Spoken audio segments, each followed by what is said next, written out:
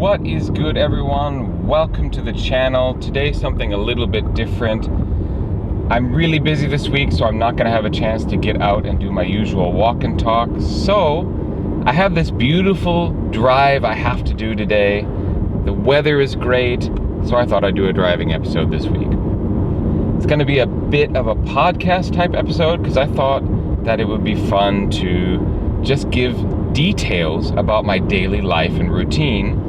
And you can see how my lifestyle in Japan is either the same as where you come from, or wow, that's really different, and that's in really interesting detail about specifically Japanese life. So yeah, get a little personal today, go over my daily routine, enjoy this beautiful weather and scenery. What we are driving along here is actually the beach that's next to, well, it's part of Kamakura city.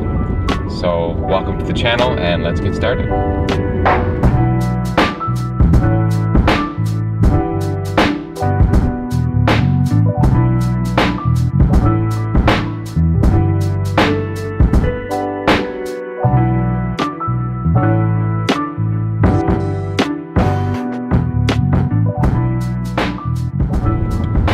So let's begin at the beginning of the day. I wake up at about 6 a.m. and at this point my wife has already been awake for about 30 minutes because she has started the laundry. Now I bring this up simply because in Japan, laundry is a big deal. I don't know why, but most people seem to do it every single day. And my wife does laundry every single day. And it takes that much time, and she wakes up so early to do it because in Japan, most people don't have dryers. Most people are hanging their laundry, and so you have to get it outside into the sun as soon as possible so that you can get it dry by the end of the day. On rainy days, we have like this dehumidifier in our spare room that we run at full blast to help the clothes get dry. But in a weird way, your entire life and daily routine revolves around the laundry in some way. Say, for example, you want to get an early start and head out somewhere.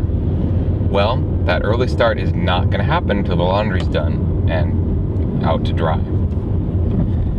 Say you're out somewhere and the weather is turning foul and you realize, oh, the laundry's out. Well, we better get home. Can't spend any more time in this beautiful park because we have to get back and bring the laundry inside. Or you know that it's going to rain in the afternoon, so you're like, okay, I can go out in the morning and get some shopping done, but I gotta be home by noon because they say by 1 or 2 p.m. the rain is going to start. So you end up paying attention and setting your daily lifestyle up around what the weather is like and what state the laundry is in.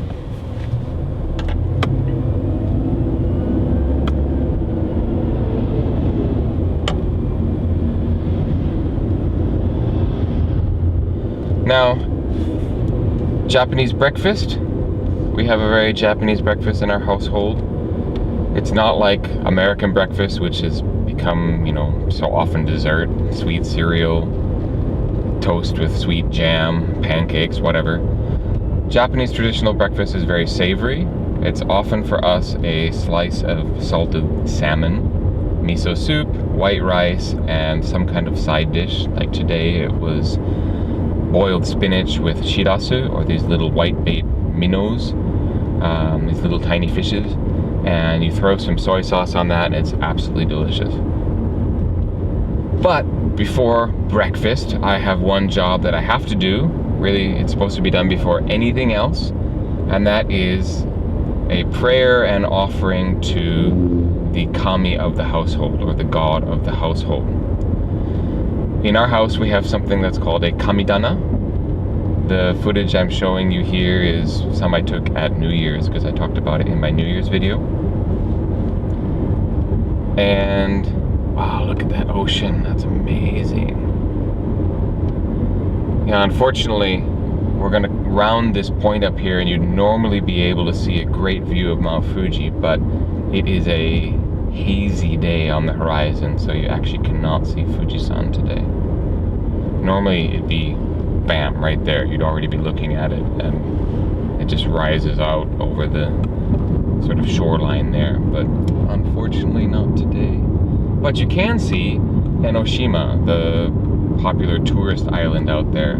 It's part of Fujisawa City and close enough to Kamakura that a lot of people who come to be tourists in Kamakura will visit Enoshima as well. So the offering to the kamidana is basically a glass of water, a fresh glass of water every single day. And I put it up onto the shelf and I pray exactly like I would at a shrine, which is bow twice, clap twice, pray, clap once, bow once, and go on about my business. So kamidana are a traditional feature of Japanese homes, but they're not so common nowadays. When I ask my university students to raise their hand if they have a kamidana in the house, probably about a quarter of the students raise their hands. And if I ask them, how about your grandparents' house? Nearly almost all of the students will raise their hands then. So the generation gap, they're becoming less common. We have one mostly on the insistence of my mother-in-law and the fact I'm totally cool with making my house as Japanese as possible. Because, hey, I'm a bit of a Japan nerd, so yeah, having a kamidana is kind of a cool feature in my opinion. Alright, after breakfast, getting dressed, brushing teeth, next it's time to take out the garbage. And I don't mention this as, you know, just an example of another part of normal daily routine, but I mention it because it is a daily routine. Taking out the garbage in Japan is an everyday occurrence. Because of Japan's famous garbage sorting regulations, you've got to pick up every single day of the week, except for Saturday and Sunday. And even some municipalities have pickup on Saturday and Sunday, so that's not entirely uncommon.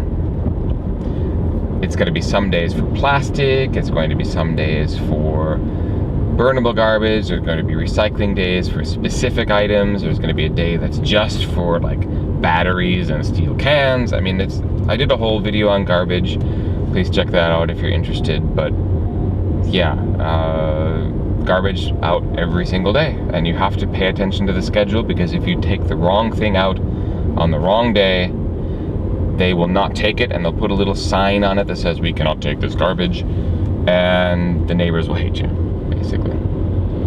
If it's a burnable day, the crows might love you, because then they'll be able to get into stuff and make a big mess.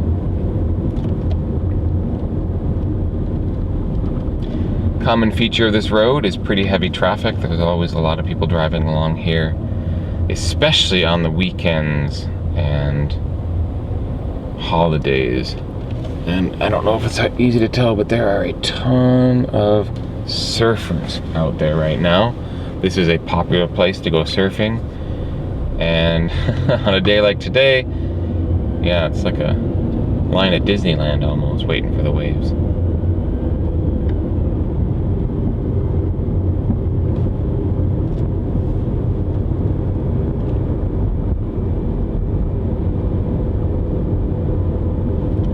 Okay, now it's time to drive to work.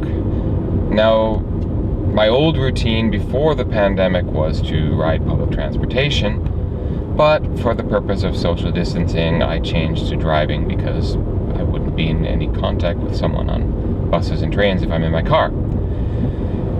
Driving in Japan, I've said this before, it's not that incredibly different from driving in the States.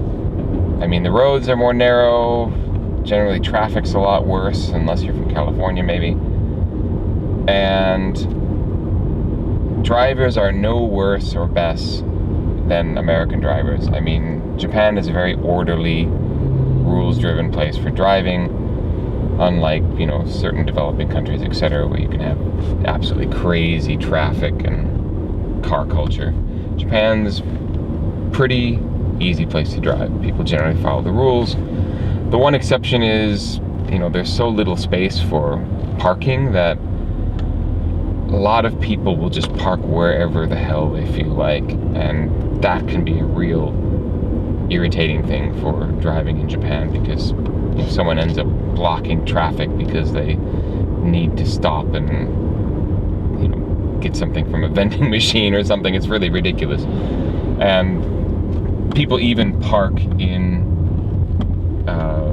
intersections. Like, multiple occasions I've gone through an intersection, there's some moron parked on the corner of the intersection, or on, you know, the apex of a curve. They're right on that part of the curve so that they're blocking your view of traffic coming around the curve. I mean, there just seems to be, maybe they just don't teach parking safety and etiquette in the driving classes here. Like, they teach all the rules of the road, but parking is an afterthought. I don't know, but parking in this country is definitely the one thing that is worse than driving in America.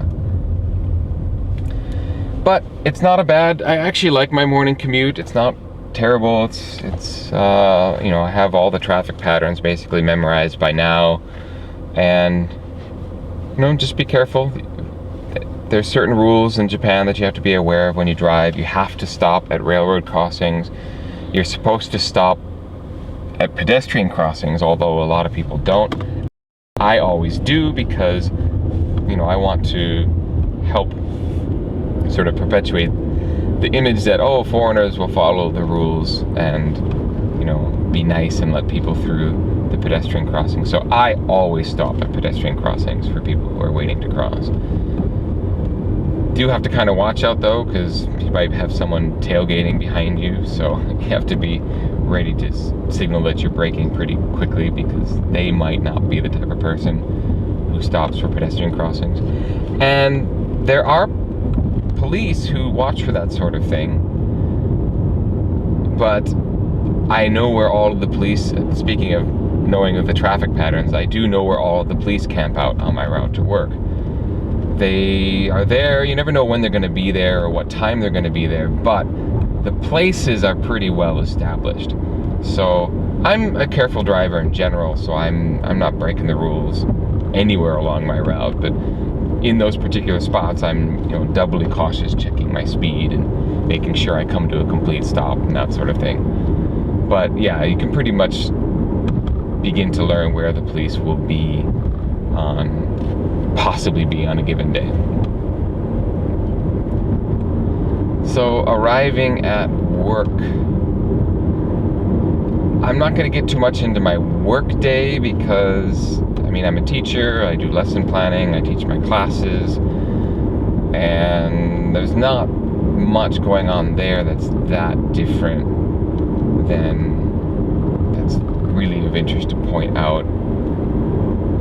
I think one thing perhaps is that I've really become used to drinking tea and other hot drinks on the daily rather than cold drinks. I think Americans tend to prefer, you know, cold water and soft drinks, but I drink a lot of tea, I drink a lot of coffee, I drink a lot of even hot water. I always think I've become my mother. My mother always drank hot water, so sometimes I'm just drinking hot water. Our office has basically a hot water pot, and you can use that to make instant noodles or make your tea or whatever. And even in the summertime, I found I drink a lot more hot liquid than I ever would have in the States. One thing to note about Japanese university campuses, and actually Japanese society in general, is that the students are usually pretty well dressed and very put together. Like, there seems to be a lot greater care for the type of clothes that people wear on the daily than in the States. I mean, the university in the States tends to be roll out of bed, sweatpants, t-shirt, and t-shirt will have like the university logo on it, that kind of thing. It really struck me when I was a university student in the States, when I went back for grad school, how it's almost like everyone wears a uniform. Like, there is a university uniform, which is the colors of the university, blue jeans, sweatpants, like a pair of athletic slides, you know. It's just like everyone's wearing the exact same thing. And of course Japan is famous for being a school uniform country, so that's kind of ironic. It's not the case in Japanese universities. Like, this is Japanese young people's chance to be expressive with their clothing, because they've been wearing school uniforms their entire life up to that point, and after they enter the workforce, well, they're going to be wearing a suit or whatever work uniform that they are going to be required by their company. So university is like their chance to dye their hair and try out different accessories and explore their own personal style. And so, not necessarily spending a lot of money. I'm not talking, you know, showing up in designer goods or anything like that, but they are very put together and have sort of a formality level that's a little bit higher than than American university kids. Alright, so I think this video has reached a fair amount of time, and I don't want it to become too terribly long. Plus, I'm really past the most beautiful and scenic parts of the drive, so I think I will end here. I will finish my daily routine. If you guys want me to make a comment below, or, you know, show your appreciation by hitting that like button so that I know that you enjoyed this video. And if you like hearing about these sort of differences and details about Japanese daily lifestyle, let me know, and I will finish out my day. I'll talk about basically from lunchtime onwards and let you know what the rest of the routine is like and how it might be different from where you're from. Okay, I'm going to end the video here. I want to thank you so much for watching this one. It was a little bit different, maybe a little bit odd compared to my normal content, but I thought it would be fun to take advantage of this beautiful weather and where I happen to be driving to make this nice scenic drive video. Thanks again for watching, and I will catch you next week.